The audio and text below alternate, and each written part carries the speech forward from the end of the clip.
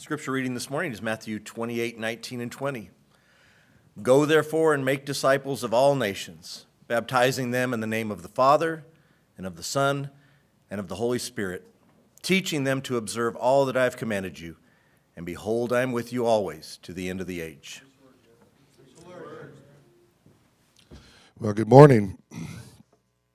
I love this quote. I found it a few years ago, and it says, the world is not made of atoms. The world is made up of stories. And so my purpose this morning is to share my story with you and kind of how DiscipleTrips came to be. And I pray that afterwards, it will be part of your story too. For some of you, it already has been. And again, this ministry is really built for you guys going out into the kingdom and to get your people on fire for the Lord. So, anyways, again, we're here to talk about DiscipleTrips and give you what I would call the backstory. Everyone has a backstory, right? There's something. We didn't just get here. You didn't just get here. You have a story. We all have stories, but there's a story behind the story. So I wanted to take a few minutes. We do this every year. We get to talk about DiscipleTrips and kind of give you the facts and figures. I don't want to deal with the atoms right now. Darren will deal with that in a minute. He'll get to the specifics and how things work. But I kind of want to share the story behind the story. So it all kind of began I was born, the oldest of three boys, in 1962. Yeah, the wonder years. And my dad, when I was little, I remember him being, his job was he worked for Wonder Bread. He delivered Twinkies and bread, things like that. And he'd always bring us stuff home, and it was always exciting when Daddy's home. And but God called him to deliver a better, more permanent, eternal bread. And he felt the call into ministry, and he moved here. He moved us from Wichita, Kansas to Lubbock, Texas in 1966. He went through the school of preaching, and he drug us as little kids. And he wanted to do mission work. That was always his dream, and we tried several times when we were younger to go on the mission field. And we had teammates, everything. Anyways, we couldn't get our visas. So instead, we did like stateside missions. So this is in front of the Lander Church of Christ in Lander, Wyoming. Again, notice the matching pants and our dog, Missy. All right, we had to get her in the picture, too. She's part of the story. All right. Well, anyway, it was neat, but there was a time when we were then teenagers that there was a chance to go to Botswana, Africa, and that was here at Sunset. Sunset was sending a team there, needed a missionary to go and replace another one. And so they told us, well, it'd be great, Bill, but your boys are too old. There's kind of this unwritten rule. I don't know who wrote the rule, but there's this unwritten rule that you don't start in the mission field with teenagers. You know, you miss the boat. Wait till they're gone or start before and they tried to start when we were younger. So we came down here and convinced the mission committee that we, were an exception to that rule. Please let us go. So we moved here, go through the School of Missions for a year. And that's when I was a teenager, and I got to be part of the youth group. And from being in Wyoming, where there was really no youth group, to getting to be here at Sunset, where there was a huge group, it really had an impact on my life. And I was grateful for that. But then I was sent to Africa, again, all alone, sort of, and in this very new place. So I hesitate to show you this picture, but so this is us. This is us. Actually, I'm not in this picture, but my brothers are here. And someone found this, and it recently surfaced on Facebook, and they called it the Taliban, or Red Dawn. All right, so if you've seen that movie, anyways, it kind of brings back some of those memories. These are just air rifles, okay? So when you take teenagers, you need to let them, as teenage boys, you need to let them be boys, right? So we were out shooting birds and things like that, and just loving our time in Africa. And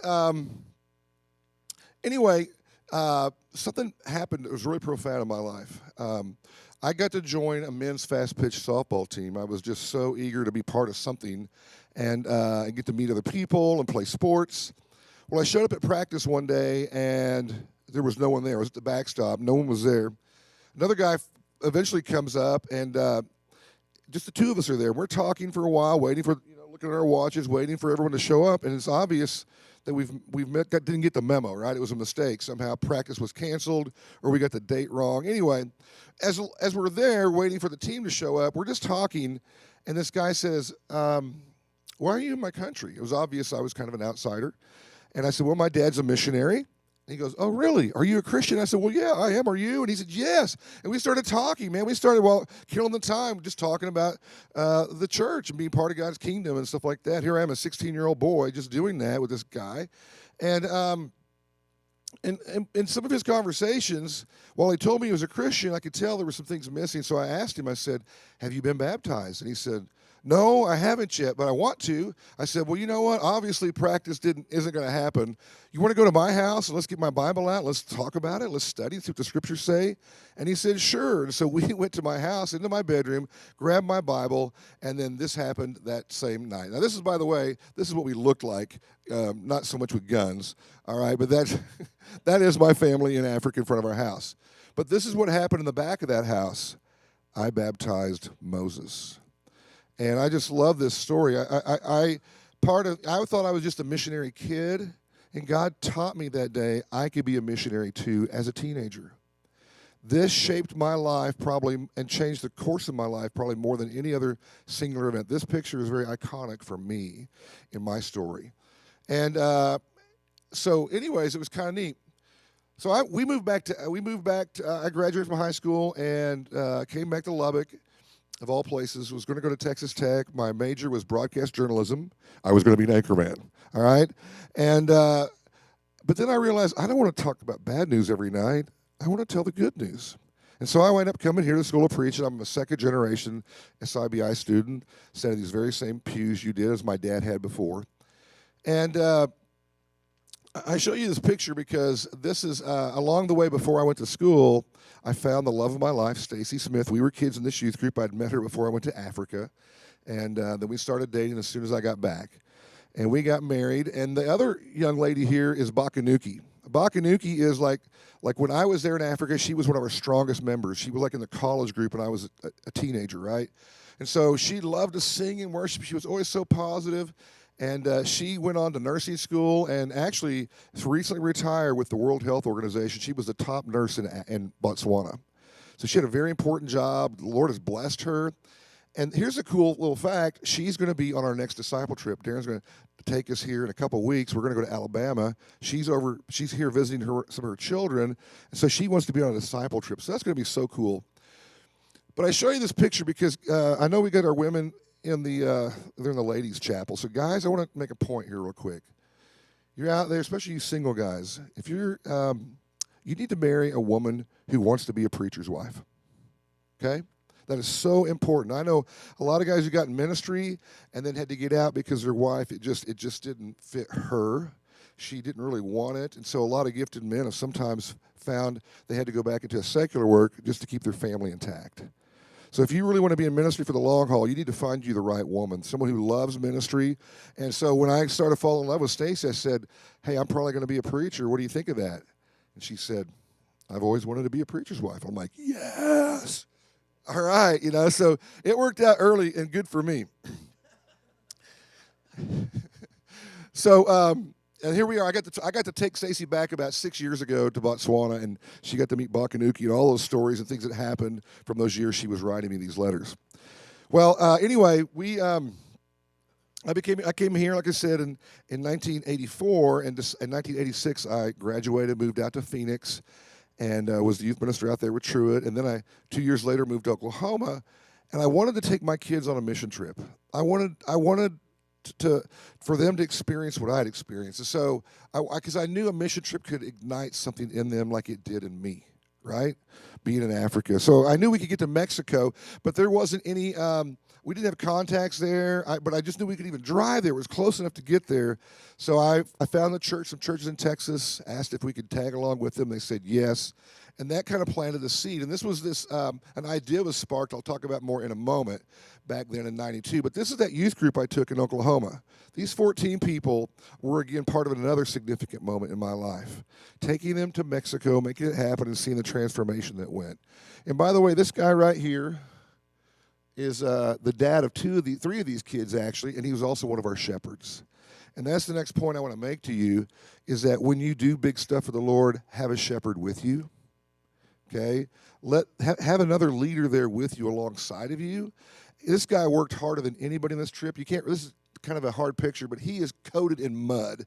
And we were doing Adobe kind of things. He worked harder than anybody. He was a shepherd by example. In fact, he made himself sick. He worked so hard, all right? But those kids were watching him. He saw what we did, and he's there to defend any people that might have questioned what we did, right? So it's just another side point there to do that. Well, that idea, it was hard to go on this mission trip, and I thought, going on a mission trip for Churches of Christ shouldn't be so hard. We're independent. There's no one doing this for our brotherhood. So I thought, wouldn't it be cool to create a program? And so this is the logo. You're seeing this. This is an actual logo I put together. I met with the director of AIM at the time, Rex Boyles, and I pitched this idea to him.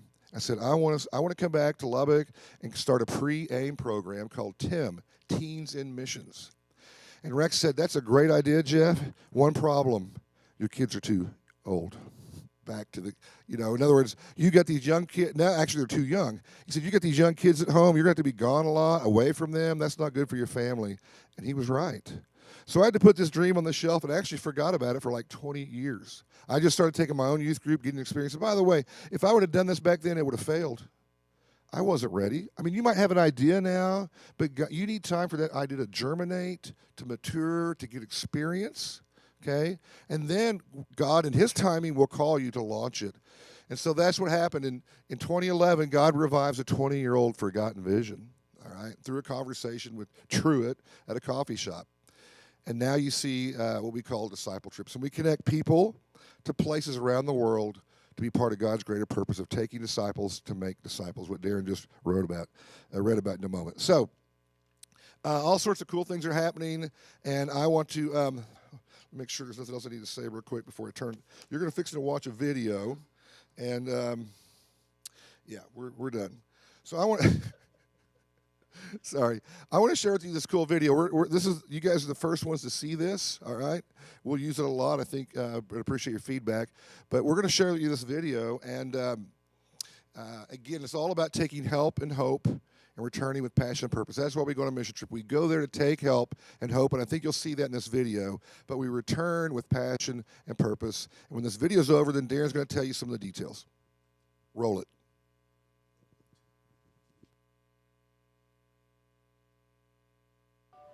Hello everyone, thank you for your attention. It's time to get you ready for takeoff.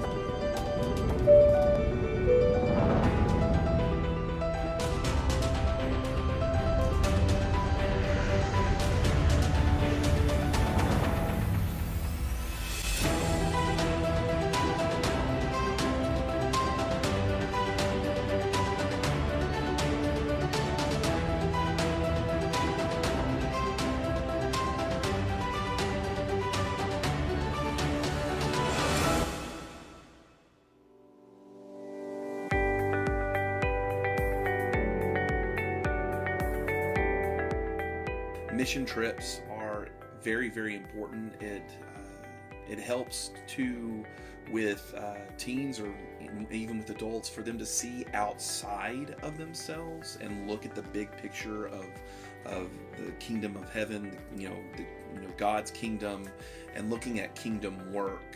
I was terrified. I was scared out of my mind. But once I got here, and once we got to work, started helping these people, started interacting with the girls at the girls' home, all of that fear just sort of went away. I think it's a great way to serve, but it's also a great way to learn about the world and learn about how to love others better. It's going to push you out of your comfort zone. It will. It's pushing me. I think it's pushing everyone out of their comfort zone. But it's worth it, and it's good to do that once in a while.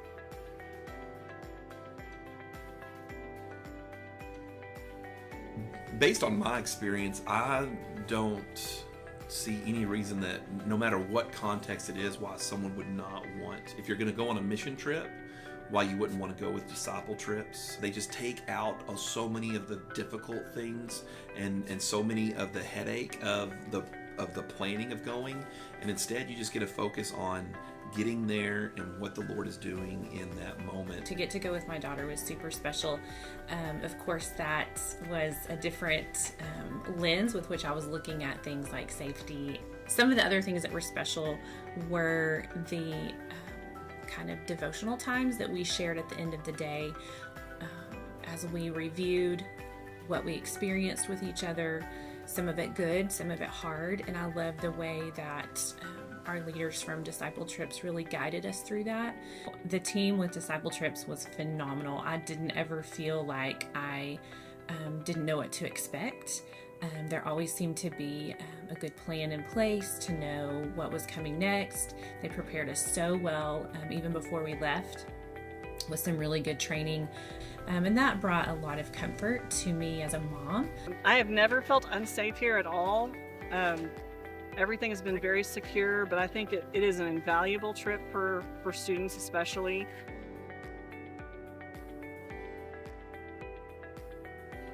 The kind of growth that you experience on a mission trip is unlike growth that you just get in your everyday life at home. It is about the physical work, and it is about helping others in this physical world, but it's also about the people and the emotional attachments that we can create with each other. And not only with us, but the families we're helping are like participating and helping us and serving us as well. And it just really feels like God has brought all of us together to be working for this common goal. Once we left Honduras, God's work in us wasn't completed.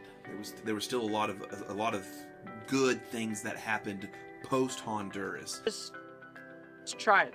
I was scared too, but I came here and figured out that it's not, I mean, it's hard, but it's fun doing it with the people that you love and have trust. The bigger a worldview I can get, I feel like the more effective I can be in my life back at home. I was really, really nervous before coming here, but once I got here, I mean, I was with friends, I was making new friends, and it was just so much fun. And I think anyone could just fit in here, and you become so close so quickly, and you're gonna love the work and you're gonna love the people.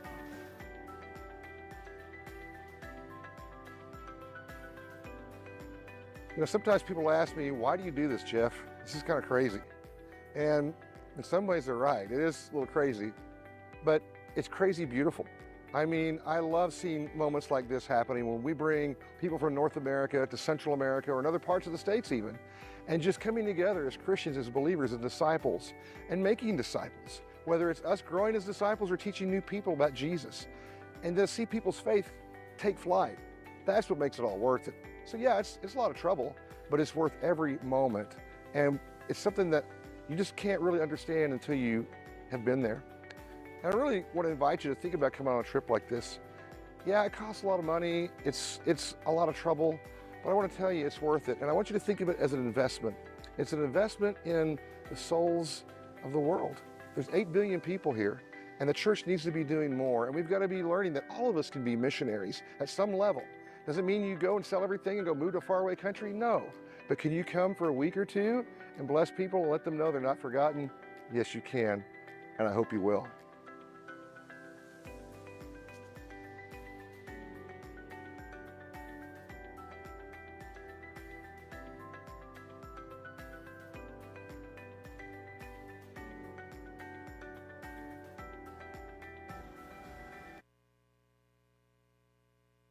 I want to just take the remaining time that I have to just kind of give you an overview of what DiscipleTrips is.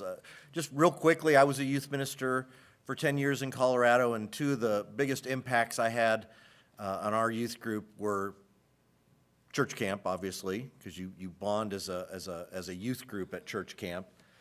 But the biggest impact was short-term missions. We would take 1 to sometimes 3 trips a year to an orphanage in Mexico that I still lead that trip with DiscipleTrips now. And it just, I would come back and I would tell the congregation, I don't know what it is about this trip, but it opens up something in your heart that is very difficult to open without this. It's not impossible. It's just a short-term mission trip opens your heart. And now I have different ways of wording that. It just helps you see the world through different lenses. You don't just see the kingdom of God as your local church building any longer. And I was a guy that didn't go on his first international mission trip until he was 40 years old. So for 40 years, I didn't even understand this was going to be such an amazing thing, and now this is what my primary focus is helping others go on these trips. So I'm a huge believer in it. I'm a huge believer that that's why so many from that youth group that I was a part of have went on to be missionaries themselves or just faithful Christians. It's life-changing stuff. And so I hope you will come on a trip with us. How it works is basically we put together trips every year. So this year we had 9 trips. Next year we have upwards of 11 to 15 trips planned. So next year's a big year. We've never done that many before. But we plan the trips. We lead the trips. And then you come along and join us. There's a process by which you do that, and we'll go over that in just a moment. But see, this helps small congregations that don't have a guy. Like Jeff was saying, we didn't have a contact in Mexico when he was a youth minister in Oklahoma. And we've got guys. We've got places to go. We know missionaries. We know mission work that's going on out there, like Mission Upreach and others, that we can go and we can join them for a week and help them. So we've got the guys. We just need the participants, and that's where when you go to your congregations, when you become a youth minister somewhere or you're a pulpit minister somewhere, remember disciple trips, because you may be in a small congregation and none of that congregation have ever went on a short-term mission trip. Well, think about us. We'll lead the trip. You just need to join us. We take care of all the heavy lifting. We take care of all the preparation as far as getting airline tickets, hotels, whatever is necessary for that trip. We do that. It's our headache. You don't have to have a headache. When I was a youth minister, it was my headache. But now, it's still my headache. But anyway, so I like the headaches.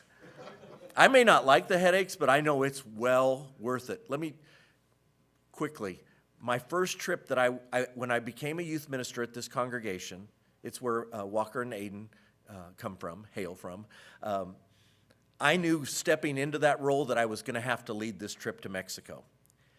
I also didn't really know there was a big value in it.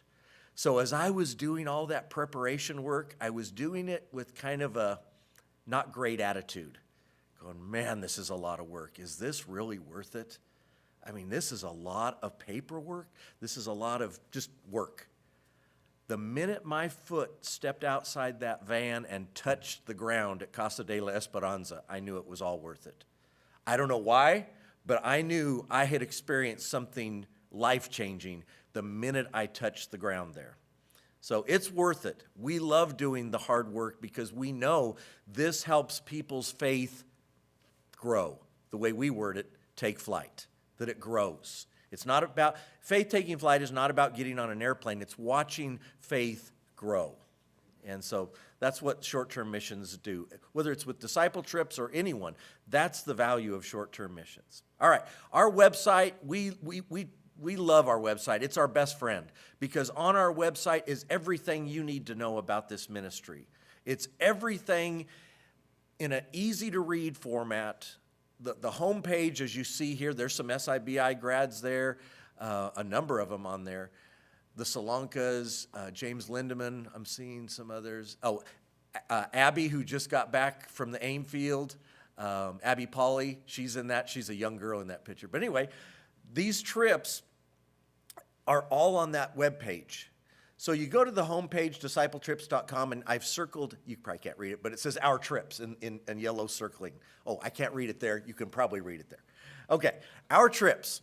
Go to the next slide. I didn't bring the clicker. I have the clicker. Okay, that'll take you to what trips are available in 2024. The spring trips are already loaded. All of them are ready to go. That's why they look so pretty. The summer trips, we're still loading, so they're a little more primitive in their appearance right now. But anyway, they will look pretty.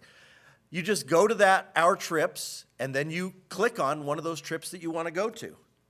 And it'll take you to that page. So if you want to go with me to Anáhuac in March, it'll take you to that page. As you scroll down, which this doesn't have the ability to do that, but there's more and more information about this trip.